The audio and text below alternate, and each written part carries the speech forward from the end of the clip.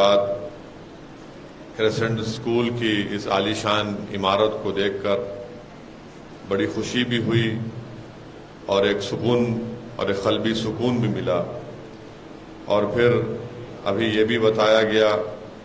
कि कैसे यहाँ पर पढ़ने वाले स्टूडेंट्स को स्पोर्ट्स की एक्टिविटी में उनके प्रमोशन के लिए स्कूल ने किस तरह के कारनामे अंजाम दिए। मैं सबसे पहले उन तमाम स्टूडेंट्स को मुबारकबाद देता हूँ जिन्होंने नेशनल गेम्स में हिस्सा लिया और साथ ही साथ उन्होंने उसमें कामयाबी भी हासिल की। मैं ख़ास तौर से मुबारकबाद दूंगा हमारी उन बेटियों को जिन्होंने खो चैम्पियनशिप में बड़ा मुकाम हासिल किया, उन्होंने चैम्पियनशिप जीती, कराटे में हिस्सा लिया, बैडमिंटन में, और अभी उनके कोच और फिज़िकल एडवाइज़र ये बता रहे थे कि पीटी टीचर ये बता रहे थे कि कैसे कोविड के बाद भी इन बच्चों ने बड़ी हिम्मत के साथ और हौसले के साथ इन स्पोर्ट्स कंपटीशन में हिस्सा लेकर ना सिर्फ अपने लिए बल्कि क्रेसेंट स्कूल के लिए एक बहुत बड़ा एजाज़ और उसका नाम रोशन किया। तो मैं आपके फिज़िकल इंस्ट्रक्टर को और इन तमाम स्टूडेंट्स को जिन्होंने इन कंपटीशन में हिस्सा लिया और कामयाबी हासिल की, उन सबको मुबारकबाद देता हूँ।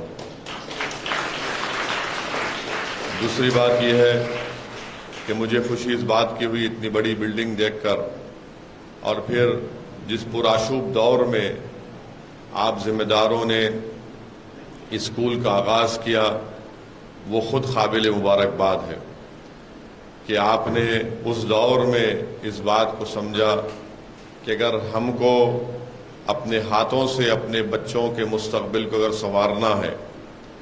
और उनको अच्छा मुस्तक़बिल देना है, उनको एक बेहतरीन इंसान बनाना है, तो ये ज़रूरी है कि हम उनको तालीम के ज़ेवर से आरास्ता करें। तो मेरे पास अल्फाज नहीं है कि उन ज़िम्मेदारों का शुक्रिया अदा करने के लिए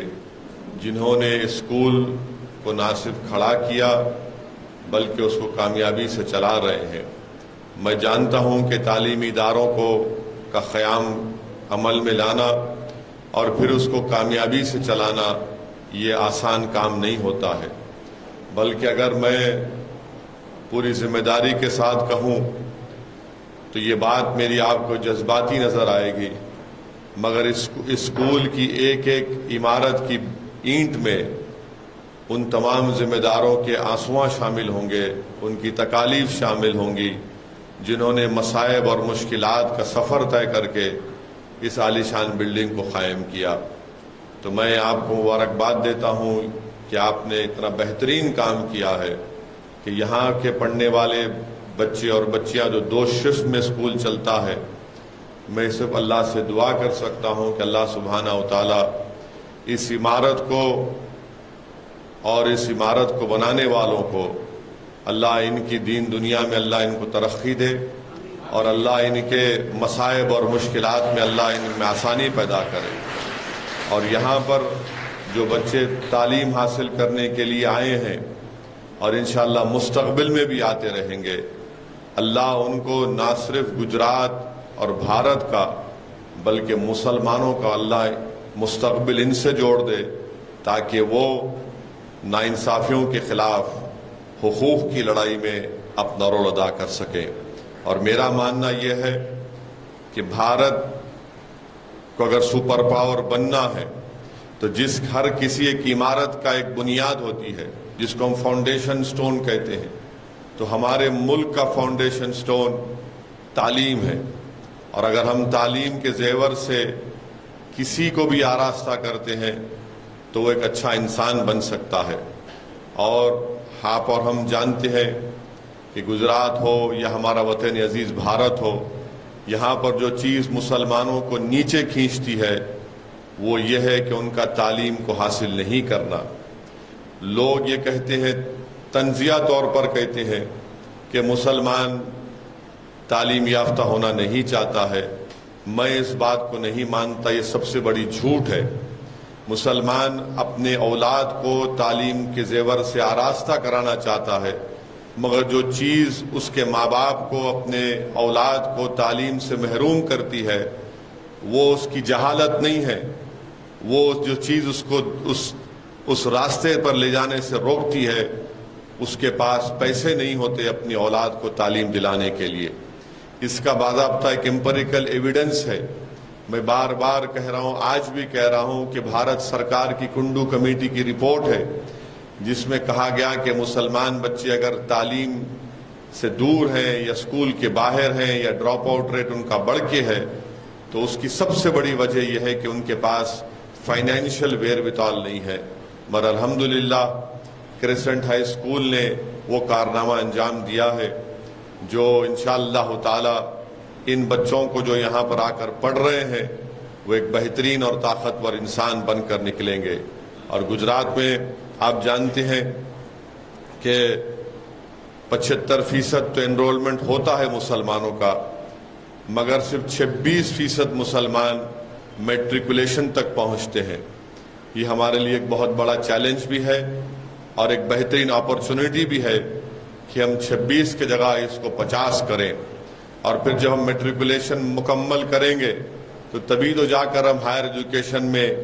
اپنی تعلیم کو مکمل کر سکیں گے۔ اسی لیے جب 75% انرولمنٹ ہوتا ہے تو صرف 26% میٹریکولیشن کو مکمل کرتے ہیں، اور ہائر ایجوکیشن کو پہنچے اب تک مسلمان صرف 2.85% ہوتا ہے۔ تو اس لیے اس طرح کے تعلیمی اداروں کی قدر کرنا، ان کے ذمہ داروں کی حوصلہ افزائی کرنا، ان ذمہ داروں کی مدد کرنا، میں سمجھتا ہوں یہ وقت کی بہت بڑی ضرورت ہے۔ اگر آج ہم تعلیم سے اپنے آپ کو دور رکھیں گے تو یاد رکھیے پھر ہم اپنے حصے داری کی لڑائی میں کامیاب نہیں ہو سکیں گے۔ اگر مستقبل کے چیلنجز کا ہم کو مقابلہ کرنا ہے، مستقبل کی جنگوں کو ہم اس میں کامیابی حاصل کرنا ہے، مستقبل اگر ہم یہ چاہتے ہیں کہ ہم نے اپنی جوانی میں وہ کربناک نظارے ہم نے دیکھے وہ ہمارے بچے ان نظاروں کو نہ دیکھیں، تو میں آپ تمام سے درمندانہ اپیل کر رہا ہوں کہ اپنی اولاد کو تعلیم یافتہ بنائیے، اور تعلیم کے ساتھ ساتھ ان کو اچھا انسان بنائیے۔ اسکول میں بچے تو تعلیم تو حاصل کریں گے، مگر سب سے بڑا اسکول ہوتا ہے اس بچے کا گھر۔ اگر اس گھر میں ماں باپ اس کو اچھے بڑوں کا ادب، چھوٹوں سے محبت سکھائیں گے، ادب قاعدہ اس کو سکھائیں گے، تو سب سے بڑی اسکول جو ہوتا ہے وہ اولاد کے لیے اس کا گھر ہوتا ہے، اور اس گھر میں سب سے بڑے ٹیچر جو ہوتے ہیں اس کے ماں باپ ہوتے ہیں۔ اگر ماں باپ اپنے بچوں کے سامنے ان کو اچھائی اور برائی کی تمیز سکھائیں گے، ان کو بتائیں گے کہ یہ برائی ہے، یہ گناہ ہے، اس سے دور رہنا ہے، تو اولاد اپنے ماں باپ کو دیکھ کر بہت سی چیز سیکھتی ہے۔ اگر اولاد اپنے ماں باپ کو دیکھے گی کہ والد اور والدہ اخبار بھی پڑھ رہے ہیں، کتاب بھی پڑھ رہے ہیں، قرآن کی تلاوت بھی کر رہے ہیں، تو اولاد میں بھی ایک سب کانشیس طریقے سے ان تمام عادتیں ان میں پیدا ہو جاتی ہیں۔ میں اس لیے کہہ رہا ہوں کہ میں نے اپنے بچپنے میں جو آج آپ اس عمر میں بیٹھے ہیں،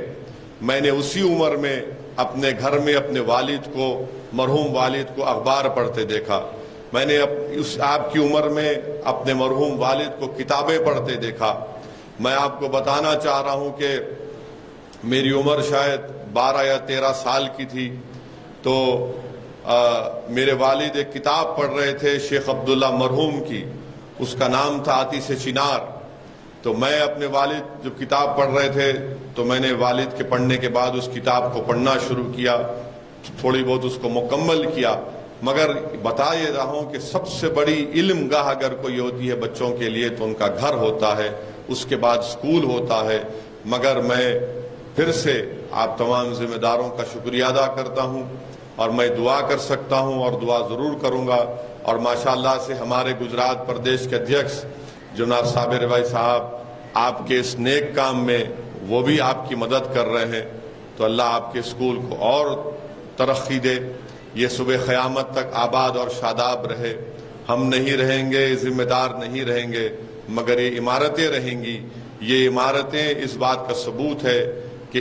ان کو بنانے والے اپنی قوم سے، ان بچوں کے مستقبل سے کتنی محبت کرتے ہیں. میں آپ تمام کو پھر سے مبارکباد دیتا ہوں اور شکریہ ادا کرتا ہوں. السلام علیکم ورحمۃ اللہ وبرکاتہ.